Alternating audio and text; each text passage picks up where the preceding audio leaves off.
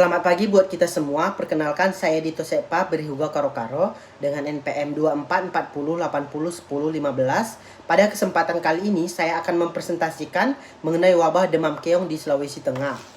Berikut ini merupakan cuplikan berita dari Kompas TV yang melaporkan adanya peningkatan kasus demam keong di wilayah tersebut.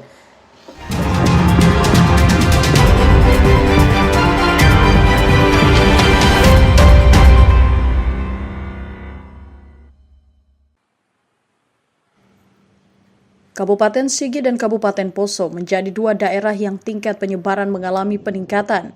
Peningkatannya mencapai 1,5% di tahun 2022. Di Indonesia, penyakit endemik ini hanya ada di dua kabupaten se-Sulawesi Tengah. Penyebarannya dari parasit yang masuk ke tubuh manusia. Gejalanya akan membuat penderitanya demam. Kepala Bidang Pencegahan dan Pengendalian Penyakit Dinas Kesehatan Provinsi Sulawesi Tengah, Dr. Jumriani Junus, mengatakan obat penyakit ini belum tersedia. Pemesanannya harus melalui Kementerian Kesehatan Republik Indonesia. Memang untuk beberapa bulan ini obat habis, obat tidak ada, obat kita kosong, di provinsi kosong, di pusat juga kosong. Jadi obat untuk sisto ini sebenarnya murah, cuma tidak ada dijual di Indonesia. Dr. Jumriani menjelaskan pengendalian penyakit sitomiasis ini perlu perhatian dari lintas sektor, mulai dari perbaikan sanitasi daerah terpapar sampai pengetahuan bagi warga yang daerahnya ada parasit dan keong yang menjadi sumber penyakit itu. Tim Liputan, Kompas TV Palu, Sulawesi Tengah.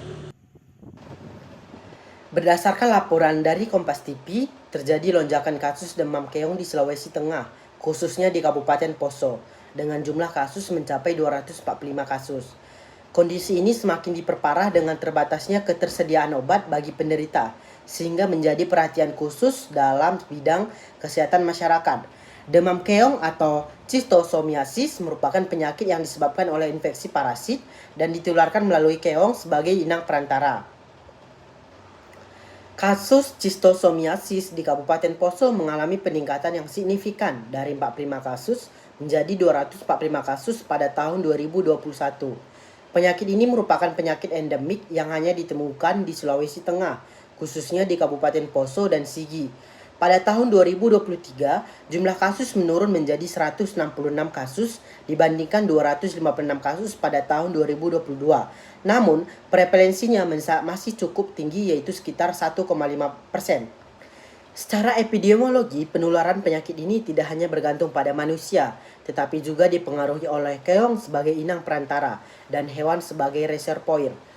Data menunjukkan bahwa prevalensi pada manusia berkisar antara 0,65 hingga 0,97%, sedangkan infeksi pada keong mencapai 1,22 hingga 10,53%, dan pada hewan ternak bisa mencapai hingga 40%. Faktor risiko utama antara lain tingkat dengan fokus keong bekerja sebagai petani, serta paparan rutin terhadap air sawah. Faktor risiko penyakit ini meliputi beberapa aspek. Yang pertama, faktor lingkungan seperti daerah lembab, sawah tergenang, irigasi terbuka, serta tidak adanya jamban sehat. Yang kedua adalah faktor hewan, yaitu ternak yang dilepas bebas dan tidak diobati. Faktor ketiga adalah faktor sosial ekonomi, seperti keterbatasan akses air bersih dan rendahnya pendidikan kesehatan. Dan yang terakhir yaitu faktor perilaku seperti tidak memakai alas kaki, mandi di sungai, serta buang air besar secara sembarangan. Pada gambar ini dijelaskan mengenai siklus hidup dan proses migrasi parasit penyebab Schistosomiasis di dalam tubuh manusia. Setelah larva parasit masuk ke dalam tubuh melalui kulit, parasit akan berkembang menjadi bentuk dewasa dan masuk ke dalam sistem peredaran darah. Selanjutnya, cacing dewasa akan bermigrasi ke lokasi target, yaitu pada pena mesenterika usus dan plexus pena kandung kemih. Di lokasi tersebut, parasit akan berkembang biak dan menghasilkan telur yang kemudian dapat menyebabkan reaksi inflamasi pada jaringan sekitarnya. Telur-telur itu sebagian akan dikeluarkan melalui feses atau urin. Jika mencapai lingkungan air, akan melanjutkan siklus hidupnya dengan menginfeksi keong sebagai inang perantara. Setelah parasit Schistomiasis masuk ke dalam tubuh dan bermigrasi ke pembuluh darah target, parasit akan berkembang menjadi dewasa dan menghasilkan telur yang memicu reaksi peradangan pada jaringan. Proses inilah yang kemudian menimbulkan berbagai gejala pada penderita. Pada tahap awal, biasanya muncul gejala ringan seperti gatal atau ruam pada kulit di tempat masuknya larva. Selanjutnya, pada fase akut atau fase kedua, dapat timbul demam, menggigil, nyeri otot atau batuk sebagai respon tubuh terhadap infeksi. Dan yang ketiga adalah jika infeksi berlanjut menjadi kronis, gejala yang muncul bisa lebih berat seperti nyeri perut, diare, serta adanya darah pada fesis atau urin. Apabila kondisi ini tidak segera ditangani, maka dapat menimbulkan berbagai dampak atau komplikasi. Di antaranya adalah kerusakan organ seperti hati, usus akibat proses peradangan yang berlangsung lama. Selain itu, penderita juga dapat mengalami anemia, gangguan pertumbuhan pada anak, serta penurunan produktivitas pada orang dewasa. Pada kasus yang terbilang lebih berat, sebagai langkah pencegahan terhadap Schistomiasis atau demam keong, kita perlu mulai dari hal-hal sederhana namun sangat bermakna. Masyarakat diharapkan dapat lebih berhati-hati saat beraktivitas di area berair seperti sawah atau sungai dengan menggunakan alas kaki untuk mengurangi resiko kontak langsung dengan parasit.